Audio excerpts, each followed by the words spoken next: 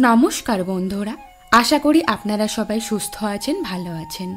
আমাদের channel keys of happy and perfect লাইফে আপনাকে স্বাগতম। সর্বপ্রথম আমাদের চ্যানেলের পক্ষ থেকে আপনাদের জানাই শুভ নববর্ষের অনেক অনেক শুভেচ্ছা। তো বন্ধুরা, আজকে আমরা জানব বাংলা নববর্ষ অথবা পয়লা বৈশাখ কবে থেকে কে চালু করেন। পয়লা বৈশাখ নববর্ষ নামেও পরিচিত। বাংলা নববর্ষ পশ্চিমবঙ্গ ও বাংলাদেশের পাশাপাশি সারা বিশ্বের বাঙালিদের কাছে একটি গুরুত্বপূর্ণ উৎসব।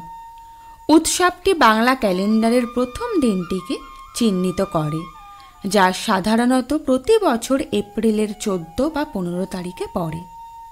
পয়লা শব্দের অর্থ প্রথম এবং বৈশাখ বাংলা ক্যালেন্ডারের প্রথম মাস।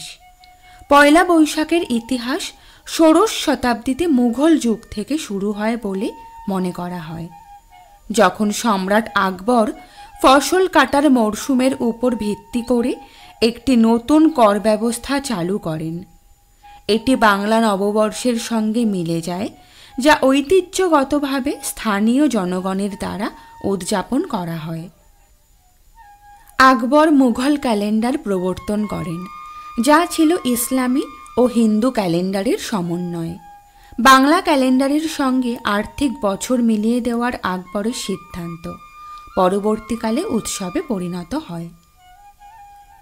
প্রথমে আকবরের পঞ্জিকার নাম ছিল তারিখ-এ-এলাহি। এই পঞ্জিকায় মাসগুলো ছিল আরবাদিন, কারদিন, বিশুয়া, তীর এমন নামে।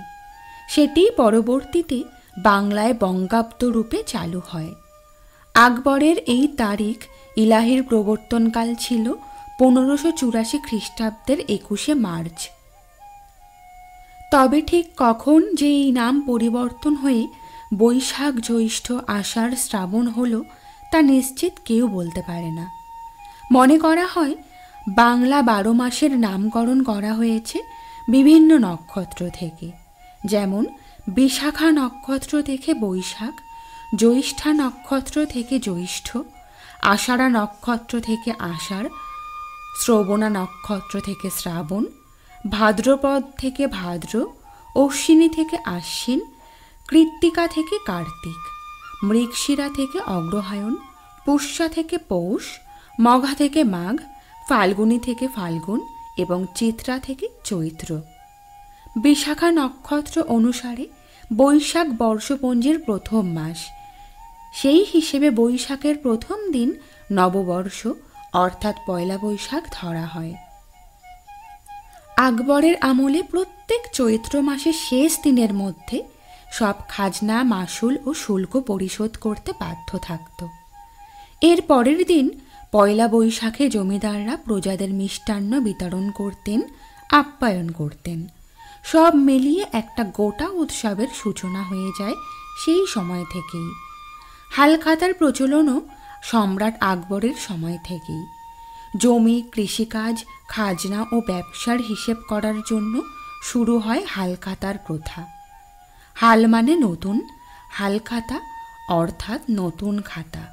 পুরনো খাতা সরিয়ে নতুন খাতায় হিসেব নিকেশ লেখা হয়। তবে পয়লা বৈশাখের উৎপত্তি নিয়ে অন্য মত আছে। অনেক ইতিহাসবিদ দাবি করেন গৌড়বঙ্গের রাজা শশাঙ্কের রাজত্বকালে বঙ্গাব্দের উৎপত্তি হয়েছে বলে মনে করা হয়। 593 খ্রিস্টাব্দে কর্ণ সুবর্ণ সিংহাসনে বসেন শশাঙ্ক। সেই রাজ্য অভিষেকের বছর থেকেই অব্দ বা বৎসর গণনা করা হয়, সেটাই আসলে বঙ্গাব্দ।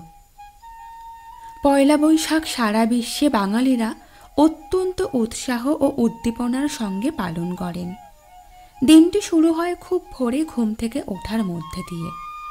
এরপর স্নান সেরে নতুন জামাকাপড় পরে ভগবান গণেশ এবং দেবী লক্ষ্মীর পূজা করা হয় আগামী বছরের সমৃদ্ধি এবং সুখের জন্য। ব্যবসায়ীরা পয়লা বৈশাখে তাদের প্রতিষ্ঠানে পূজা করেন। বিকেলে হালখাতার উৎসব হয়। পয়লা বৈশাখের উৎসবের অন্যতম আকর্ষণ হল ঐতিহ্যবাহী বাঙালি খাবার, যার মধ্যে রয়েছে নানা রকমের নানা স্বাদের মিষ্টি। আজকের ভিডিওটি ভালো লেগে থাকলে অবশ্যই চ্যানেলটি সাবস্ক্রাইব করে দেবেন।